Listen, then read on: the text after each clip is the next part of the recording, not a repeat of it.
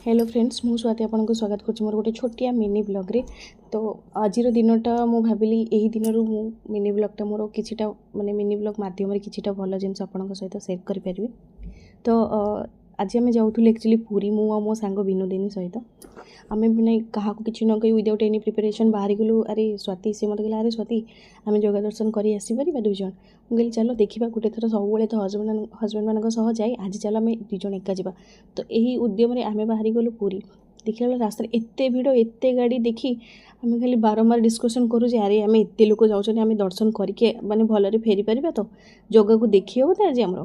तो एमती कथा हो आम धीरे धीरे धीरे धीरे करी पूरी आड़ को यात्रा आरंभ करूँ। रास्तार हाँ टी किसी खाई भी देलु।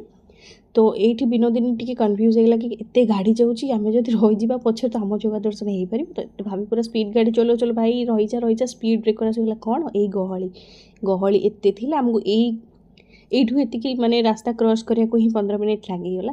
ये आप बाटमंगला माँ पाखे भी देखिपे केते सारा भिड़।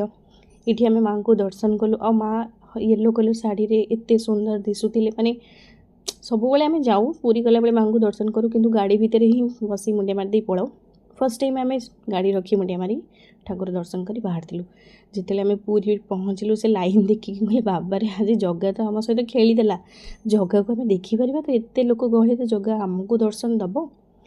बहुत सारा डिस्कसन करी कन्फ्यूजन कनक्लूजन कौन बाहर जिते बड़े बड़ दाण्ड को गलु आहरी शक भाई लाइनटा कौटू स्टार्ट कौटी ठिया आम केमी पहुँचा एत सब चिंता भितर कहले चल देखा माड़ी चल जगह पाक आस जगह किसी ना कि उपाय करमती भाभी आम माने डिस्कसन ही करूँ।